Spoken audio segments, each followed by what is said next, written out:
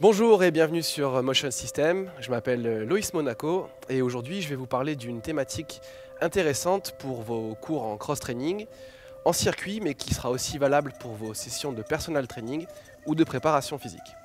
On va se concentrer sur comment stimuler la force et le volume, spécialement si on a des groupes. Donc je vais commencer par vous faire des rappels sur la thématique pour bien comprendre les logiques qui vont nous amener à créer et à utiliser les exercices ensuite. Donc, pour le travail de la force, on sait qu'elle se distingue par des efforts maximaux dans l'entraînement, généralement 3 répétitions, et des efforts répétés qui peuvent monter jusqu'à 7 répétitions. Ça, c'est la première partie. Le volume musculaire, lui, peut se créer en respectant 3 paramètres. Le premier paramètre, c'est de créer une tension mécanique importante dans le muscle. C'est ce qu'on va faire en utilisant la force, dans notre cas précis, les efforts répétés. Le deuxième paramètre, c'est de créer un stress métabolique important. Ça va être par la création de lactate dans la glycolyse anaérobie. Le troisième paramètre, c'est de créer un dommage musculaire important, et c'est souvent les deux autres paramètres qui vont nous permettre de faire ça, et ça va obliger le muscle à se reconstruire. Donc, au vu de ces paramètres, on sait qu'entre 3 et 25 répétitions, on va stimuler la force et le volume. On va pouvoir utiliser 3 exercices avec des tensions différentes pour solliciter beaucoup d'unités motrices et créer un épuisement musculaire.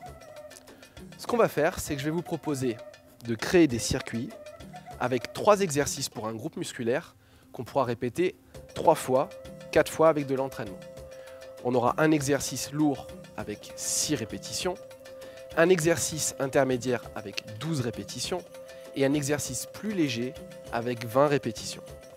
Vous pourrez prendre 30 secondes de récupération entre chaque exercice, 3 minutes si vous choisissez de travailler de récupération si vous choisissez de travailler uniquement ces 3 exercices, ou vous pourrez continuer par 30 secondes de récup si vous enchaînez avec un autre groupe musculaire. Pour continuer, nous allons maintenant nous intéresser à ce qui se passe dans une seule répétition pour déterminer le temps de tension optimal, le temps sous tension optimal qu'on va passer pour une rep.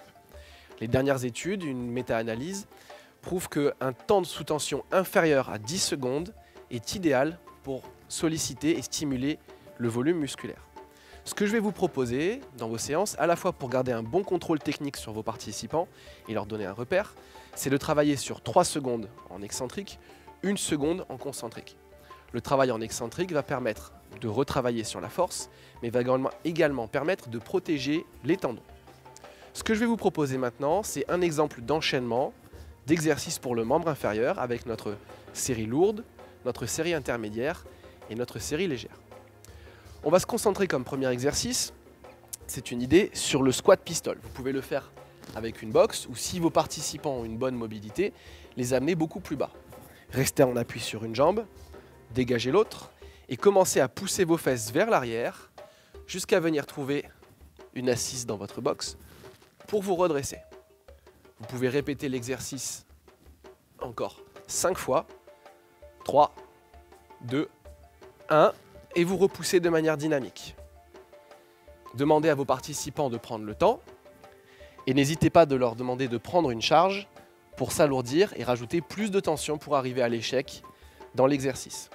Ce sera d'autant plus facile que si vous travaillez sur une jambe, vous aurez besoin de moins de charge qu'en salle de musculation ou si la cage à squat est utilisée pour leur amener de la fatigue sur cet exercice.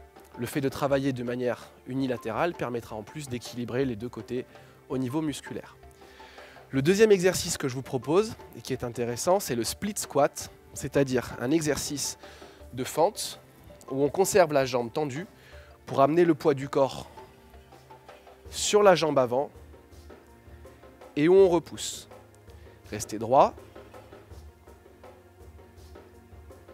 et poussez. Dans ce type d'exercice, le genou s'avance à peu près autant que sur un squat complet. Et on sait aujourd'hui que le squat complet n'est pas dangereux pour les genoux si vous avez une bonne mobilité et si votre médecin vous a donné l'accord pour le faire, bien entendu. Vous pouvez très facilement, pour ce type d'exercice, rajouter un poids. En contrôle latéral, c'est plus facile pour l'équilibre. Et en repoussant. 12 répétitions par jambe, enchaîné avec le pistol, devrait amener une fatigue assez importante. Pour le dernier exercice, je vous propose 2 options.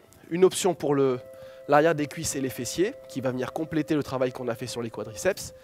Ce sera le soulevé de terre avec une jambe presque tendue et une jambe levée, où vous allez basculer le poids du corps vers l'avant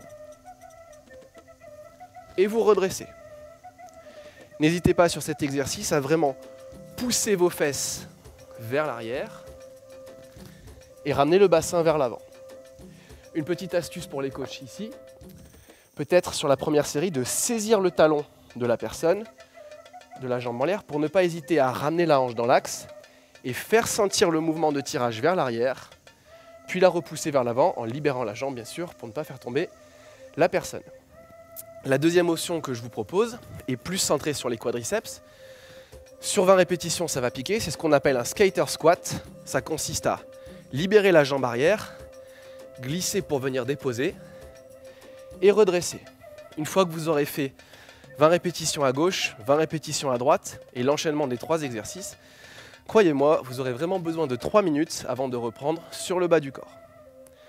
Donc, en résumé, on a les répétitions, on a le temps sous tension et on a le type d'exercice. 3 exercices pour le membre inférieur.